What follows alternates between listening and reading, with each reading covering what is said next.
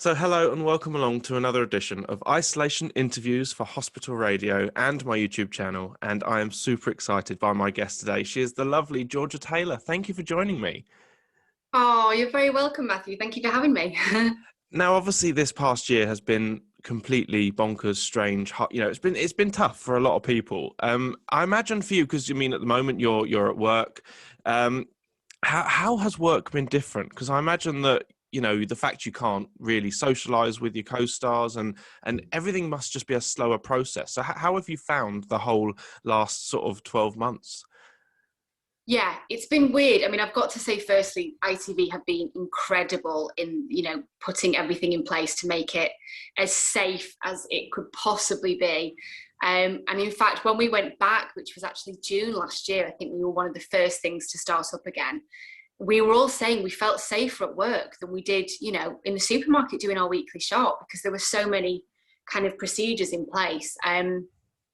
It is a very different way of working. We are still maintaining 2 meters distance at all times. So during the scenes and, in between scenes, offset, whether we're in the green room. I mean, even in our green room at the moment, we normally have like loads of big corner sofas. So it's a really social area, and there's usually a big table where we can sort of have our cups of tea and things. That's all gone. We literally just have 4 armchairs that are, they're in the furthest corners they could possibly be. So you sort of, we can still have a chat, but from a real distance. And obviously, actors, a lot of us are really tactile. If I've not seen some of my best mates for a couple of days, you greet each other with a hug, and so you've had to obviously in life get used to not being able to show affection in that way. And I think also, just going back to that was particularly difficult when we shot the storyline where Oliver died, because obviously, Jane, who plays Leanne, is one of my best friends. We're very close.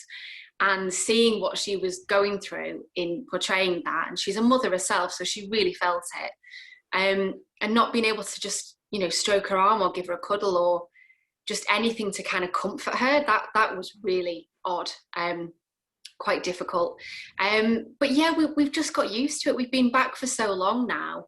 In fact, we all keep saying that actually when restrictions start to lift, and we can be closer together, or we can be kissing in a scene, we're going to find it really weird. We're going to be kind of like, oh, back off, because we've just got so used to this way of working. I know that obviously Coronation Street, you were the first ones back. You didn't actually go off air at all, and I think it was the same for Emmerdale. The two soaps were able to continue going, and there was no break in transmission, which is obviously the fans don't want shows like Coronation Street or Emmerdale to disappear off our screen. So the fact you were able to keep going, and I imagine for a while there was times where you were filming stuff that was only going out like a couple of weeks later. So there must have been that whole, not rush to get it done, but you wanted to make sure that you still had stuff to offer to the fans. So to be able to get back to work and to get back to normality as well, you must have been just grateful to be able to do what you love doing. Yeah, you're absolutely spot on in that by the time we came back, we were filming scenes that were out barely a couple of weeks later. And normally our lead time, it can be as much as 6 or 8 weeks, which in a way is why we were able to stay on air, because effectively we had loads of episodes in the bank because we got so far ahead.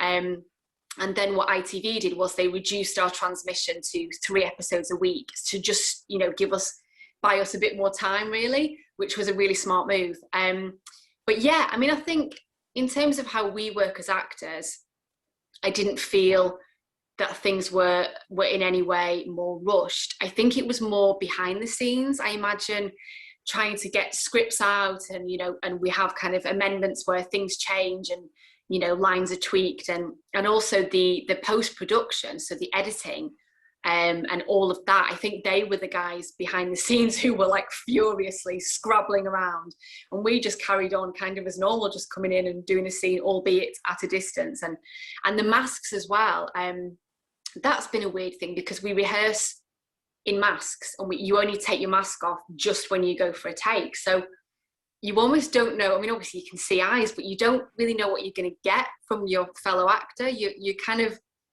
it's almost like you're playing some weird game, and then you reveal yourselves and you go, oh, okay, that's what we're doing. but yeah, as I said, I think it was the team behind the scenes that were really the ones that were just keeping that momentum going. And I mean, that's the other thing, obviously, talking about masks. I know that many shows have been criticised for, kind of maybe not wearing masks at the right times. And that's the thing, is when you're filming a show so far in advance, you don't know what the government advice is going to be the following week. So it does become tricky. I mean, we were a victim of that, to be honest, because when we came back in June, obviously, as the summer went on, things started to lift, and we had the whole eat out to help out. I mean, people were going out in restaurants, we were going into restaurants. It's hard to believe that now, given that we've just, coming through a third lockdown. But you're right to say that the rules and the legislation was changing week on week. So whatever we did was out of date.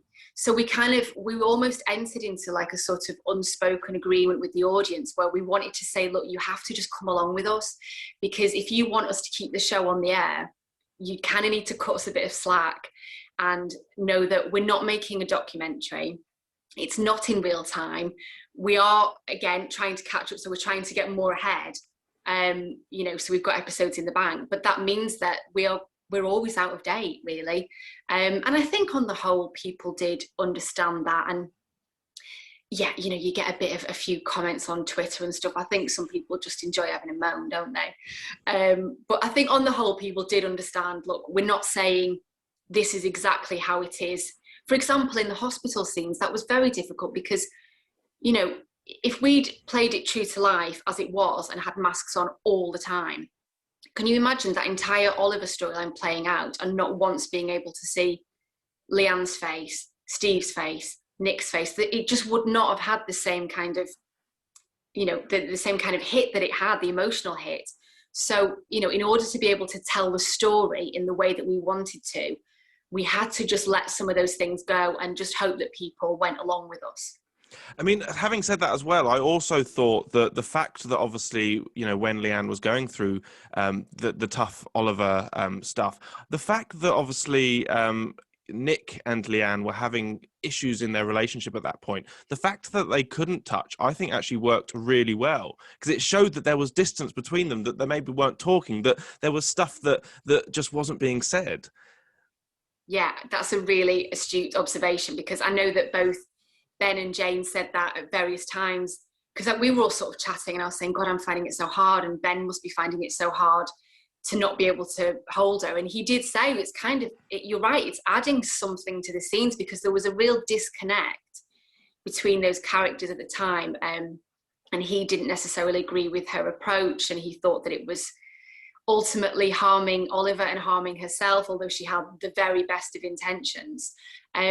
But yeah, you're absolutely right that the kind of that awkwardness and the awkwardness of the physicality, in a way, I think you're right. I think it did add something that maybe wouldn't have been there otherwise.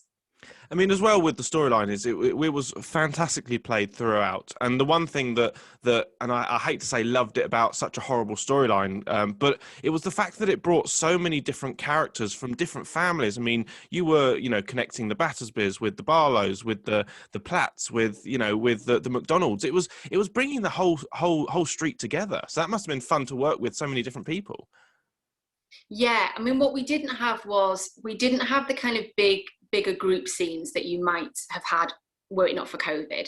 So although I did get to work kind of in bits with lots of different people, like, the characters like the Tracy McDonald and Steve McDonald, it was usually smaller groups. But yeah, I think what Corrie and all the soaps do really well is when they have a storyline that is really far-reaching, that impacts lots of different characters, and where the characters can have very different and very individual reactions to a situation. And we saw that a few years ago with the Aidan suicide storyline. That was just so brilliantly done and so beautifully plotted, that the effects were so far-reaching. As they are in real life, when something like that happens, it affects the whole community. So yeah, I think they're very clever at being able to draw lots of people in. And I imagine as well, when you're doing those storylines where you're, there's a lot of crying involved, that must be exhausting for you in real life. Yeah, I mean, it wasn't so much for me, because I think the kind of the direction we went with was obviously Jane was permanently at kind of level 10 and just fraught and exhausted, and everything she was playing was just, I mean, magnificent to watch. Toyah was, I guess, trying to be strong and trying to be her support. So it was less about me kind of, you know, showing emotion in that way all the time. I think what people don't want to see is they don't want to see 10 characters hysterical, because that's, you know, watching what she was doing was so powerful that if you then had everybody just screaming and squawking all the time, it just would have felt too much. And I think in real life, when someone's going through that, often the people around will try to rally, and maybe they'll go home and have a little cry in private on their own, and they'll try and save it for then, and they'll try and be strong for that person. So I think I think that's what I try to do, and I think the same could be said for a lot of the supporting characters in that story, that we were there very much to support Leanne and to show how a family rallies around someone in a time of extreme need and grief. And I mean, I just have to say, you know, hats off to you all, because you all did a fantastic job on that storyline, and continue to, because that storyline will never really stop, if that makes sense. It'll always continue. There'll always be, you know, sort of the aftermath will always continue. Yeah, absolutely. And, you know, the scriptwriters won't forget that. Jane as an actress, and we all won't forget that. And also, I think what's interesting is that has led on to the storyline we're seeing at the moment, where Simon has become involved in this drugs gang, and then, you know, Leanne's got caught up in it, you know, and then she's told Toyah and him, and she's had to go on the run. And that's kind of come off the back of the Oliver storyline, because what happened was, you know, she wasn't really looking after herself or Simon. The finances were out of control. He felt that the only way he could support her and make the situation better was, unfortunately, to get himself involved in a life of crime. And that came off the back of the Oliver storyline. So that's what's so great in how soaps tell stories, is that, you know, there's a chain of events. One thing leads to another. And you're absolutely right that, you know, the loss of a child, that's going to stay with you forever. So, you know, that's definitely, it's not been put to bed in terms of, you know, it's still in our heads. We've not forgotten that. We might not talk about it in every episode, because the show, you know, it evolves and it moves on. But yeah, certainly from an actor's point of view, I know, you know, Jane's not going to forget that. So that there's always going to be little nods to that. And also, it's quite exciting to have Will Mellor on the cast. So, I mean, have you had much chance to work with him? What's he been like? I've really not, you know. I think, again, because of the COVID thing, because they're keeping cast numbers really small in scenes. So I've only had a couple of scenes where I've seen him from a distance and gone, oh, who's that dodgy looking bloke? You know, obviously I've had brief chats with him, and I know him kind of from years back, although we'd never worked together before. He was just kind of on the circuit. So like when he was in Hollyoaks and Casualty and other, you know, you bump into people at award shows, and, you know, you kind of, you know each other sort of loosely. So yeah, but I've not really got to work with him. And now obviously his character at the moment is in prison, so nobody's getting to work with him. I think he's just doing a lot of kind of angry phone calls where he's threatening people. But that storyline is absolutely not over. And obviously we've got the return of the character of Sharon, played by the brilliant Tracy Bennett, and she's obviously intertwined in some way, because we've just found out on screen that she knows Harvey. So yeah, it's still got quite a way to play out as that storyline. Now, for you, what's a typical day when you're working at Coronation Street? What's a typical day for you? I mean, what time do you have to get up? What time do you get to work? How does the day pan out, especially, you know, in these COVID times? Well, say if I've got a full, I mean, the days aren't always full. And obviously today, you know, I was up, whatever, about 6:30, 7:15, and I had a few scenes, but I wasn't in, you know, I'm not working till 7, which is why I've been able to talk to you today.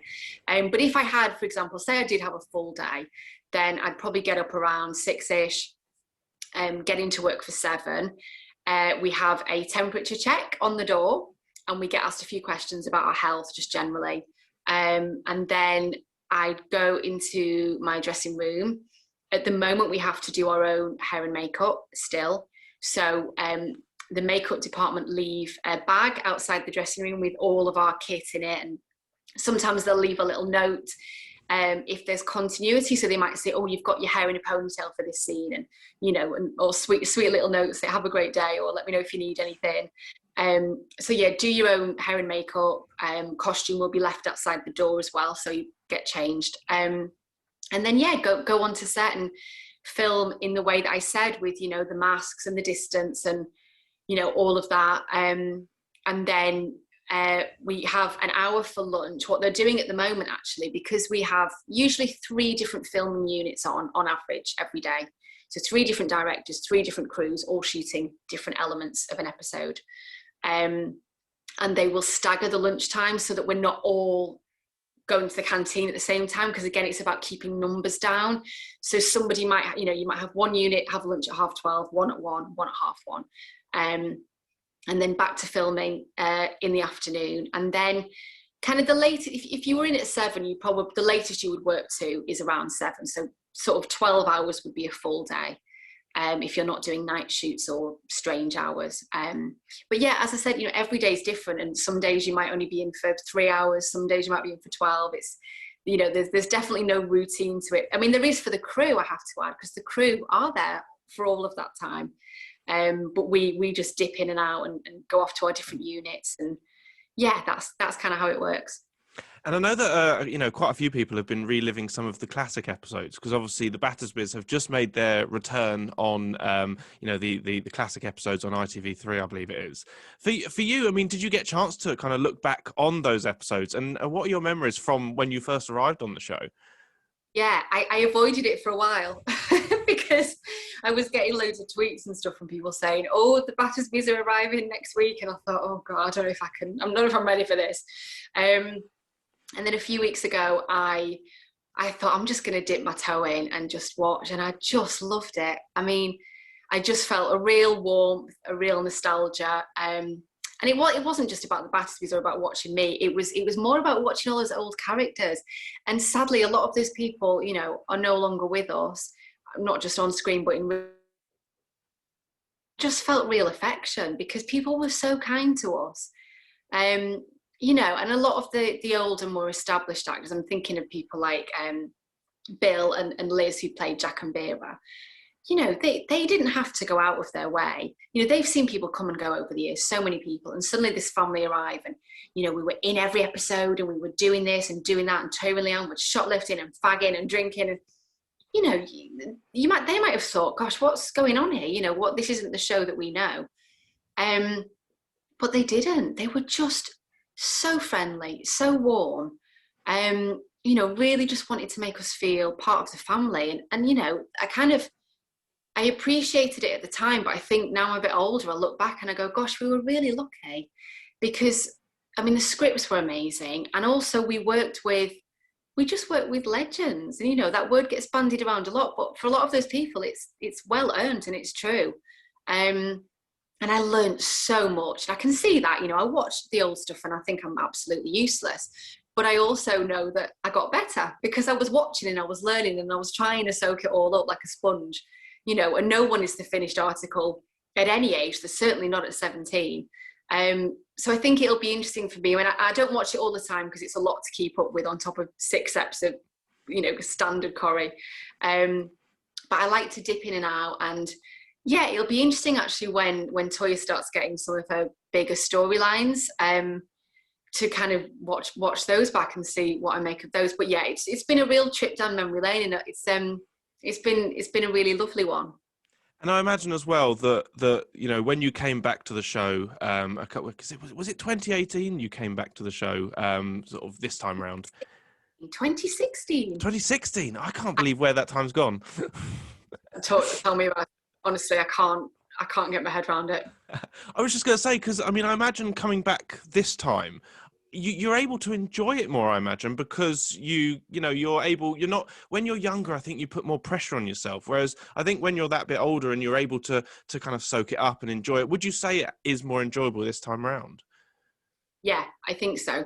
I also think, I mean, I've gone away and I've learned a lot. I've done other jobs, and you try and take a bit of hopefully something from every job, or, every person you work with, you try and be better, you try and pick up a bit of something.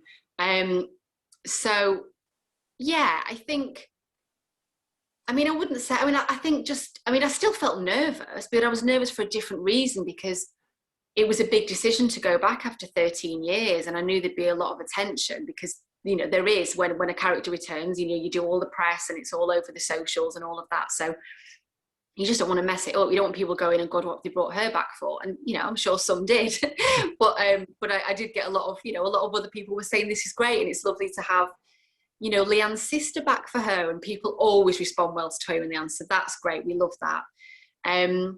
But yeah, I think I just feel maybe just a bit more settled. I suppose, yeah, when I first started when I was 17, I didn't know what I was doing because I'd never worked in TV before. So, I mean, the very basics, the kind of the technicals, you know, the different terminology. I mean, it was like people were speaking another language, and I was constantly chasing my tail going, oh God, what does that mean? What do they do? You know, whereas now obviously I'm a bit more experienced. So I go, well, I know that side's okay. I just need to concentrate on the performance and, you know, just trying to have a nice time and explore something and make it interesting. So yeah, I think it's been nice to have a second chance to just go back and play that character when she's, you know, older and I'm a lot older, and just see what develops from that. I was going to say, because I imagine that also, you know, having had that time away, it gives you that appreciation for the job, and I mean, what a great job it is. Is it something that you think you'll happily stay there for as long as they'll keep you, or do you think there'll be a time that you'll want to go on and do other things again? I don't know. It's really weird because I think living what we've lived through in the last year and the impact on our industry and theatre in particular, God, it just makes you so much more grateful, even more grateful, because, you know, so many actors aren't working and haven't even had a chance at getting any kind of work. So at the moment, I don't feel like I'm desperate to get back out there. I just want to, you know, get back into the flow, hopefully get back to a situation where we're filming as we were pre-COVID, so we can, you know, take the masks off, get a bit closer, get used to that, readjust to that again. You know, in terms of like years and years ahead, I'm not a great planner. I never have been. I just kind of go with the flow. And also it depends what they want, you know. I mean, we've had, you know, the same producer for a few years now. I don't know how long Ian is going to stay with us. But at some point, all producers do move on. It's a very high pressure job. And you never know what a new producer is going to come in with. They might love your character and go, right, I'm going to put you front and center and you're going to have all these storylines. Or they might go, I don't know if this is working. Or they might go, well, I like this character, but I've got a great idea for an exit storyline. So, you know, you never know. At the moment, I don't have itchy feet yet. I'm very happy there. I'm happy to stay for yeah. I mean, I'm signed until the end of the year. So I'm signed until, I think my contract runs on like Christmas Day or something. So they got rid of me just before Christmas. But yeah, that's as far as I'm kind of looking ahead at the moment. And would you love to have the rest of the Battersbys back at some point? You know, I mean, obviously, you know, Toyah and Leanne's mum and dad, Les, and I've forgotten the mum's name. Yeah. So would you like to see them back at some point? Yeah, Janice, obviously, so people sometimes get confused, but Janice is Toyah's mum and Les is her stepdad, and Les is Leanne's dad and Janice is her stepmom. So they're a real modern blended family. Yeah, I mean, gosh, I don't know. I can't speak for Bruce or Vicky as to whether it's something that they'd want to do. It's a big commitment. And also, you know, we're at 6 episodes a week now. It's kind of, I'm not sure what it was when Bruce left, maybe 4, but it feels like a different beast in some ways. And it's for some people and it's not for others, you know, and that's fine. It's a certain way of working. And I know Vicky's gone off, and Vicky loves theatre, so she's gone and done loads of theatre. So I don't know that she'd want to leave that. And when you're full-time on Corrie, you don't really have time to do anything else. So I don't know if that's something she'd be up for. I mean, Bruce always just speaks so fondly of the show. I mean, he's got Corrie in his bones. He just loves it. And yeah, I mean, I think the response to the classic stuff's been really interesting because people... I mean, at the time when we first joined, obviously everybody hated us and thought we were ruining the show and we needed to get out. But now people look back and they say, God, they were really fun, weren't they? I mean, love them or hate them, they had, you know, we had a huge amount of energy and we really hit the ground running. And there was a real spark. I think we all played off each other really well. I mean, that would be interesting because obviously I haven't worked with those people for, gosh, I don't even know how many, whenever I left 2003. So 18 years I haven't worked with Vicky and Bruce. So it would be interesting because I wonder if we'd still, I don't know how the chemistry would work. You know, I don't know how that would be. But yeah, I mean, gosh, we'll wait and see. I certainly think a lot of the kind of the diehard fans would really love it, I'm sure. Now, if I was to push you to name your all-time favourite Coronation Street character, do you have a favourite character, and who would it be? Right, so slightly more modern Corrie. I'd have to say Roy and Hayley because they come as a pair, so I won't separate them. I mean, I just think they're just both. Oh God, they just hit gold with those two, didn't they? They really did. Just both wonderful actors, just gorgeous, fun, really nice people to be around. Julie and David, you know, incredible. The first trans character, you know, it to be on major primetime TV. That, you know, that was huge. So definitely those two, and then who else? I mean, God, all the classics. You know, it's kind of interesting, but sort of smaller characters. Well, you know, you always think your classic Jack and Vera, you know, Bette Lynch, or, you know, all terrific. But then there are characters like Maud Grimes. I don't know if you remember her. She's on the classic stuff at the moment. And God, I'd just forgotten how wonderful she was. You know, she never seemed to have like a huge, big storyline herself. She wasn't going to be on the front of like, you know, the Radio Times this week.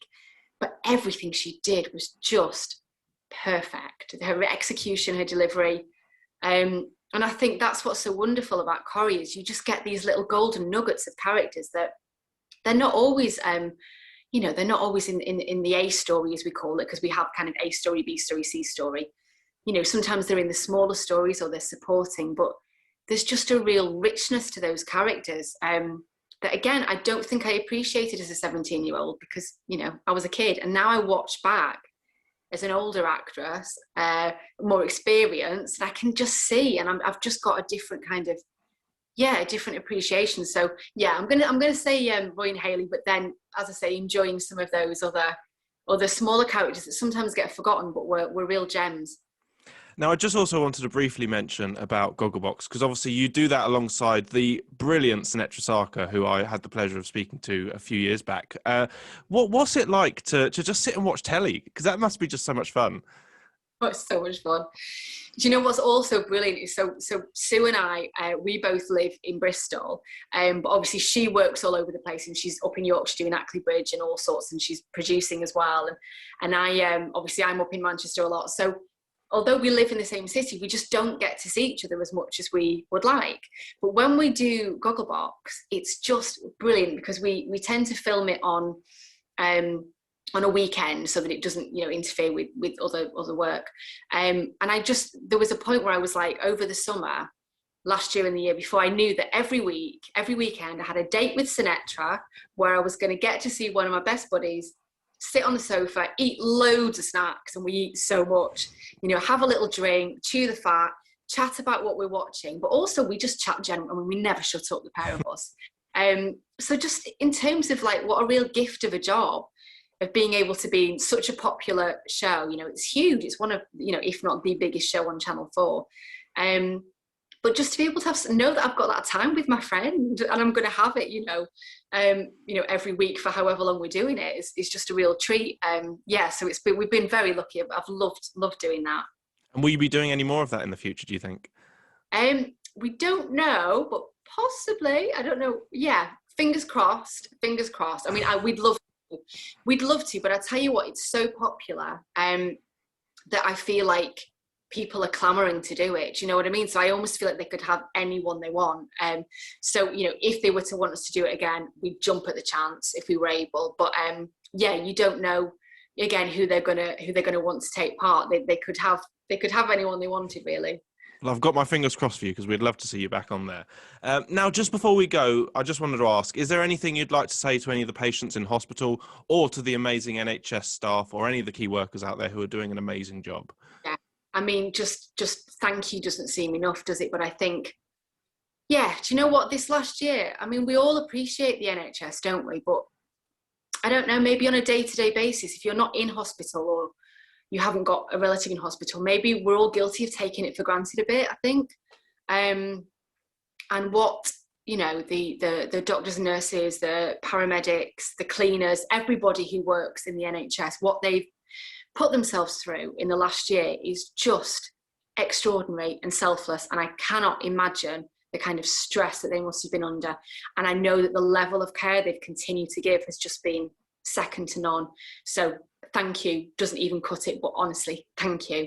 And for people in hospital, gosh, yeah, look, it's tough. I actually spent quite a bit of time in hospital when I was around 10. I was in hospital for a while, and yeah, it's difficult, isn't it? I guess you've just got to do you know what, try and I guess maintain relationships. I think actually that's what's great about now, is because we've got things like FaceTime and, you know, all those kind of things. People can stay connected in a way that they couldn't 30 years ago, you know, when you just had set visiting times and that was it really, or you'd get wheeled off to the payphone and you could, you know, or at least now we are in a situation where communication is easier, the world has opened up. So yeah, I think just I guess just try and maintain those relationships really, and just that connection and to what's going on outside the hospital, and just also just sending you lots of love, and, you know, whatever you're going through, I hope that your journey is a quick one, a quick road to recovery. Yeah, and just, you know, we're all thinking of you. Now, I just want to say, George, it's been an absolute pleasure. I'd have you on again anytime. Oh, Thank you so much for chatting to me, and of course, keep safe. Thanks. Your questions have been brilliant, honestly. So it's been really fun chatting with you. Thank you.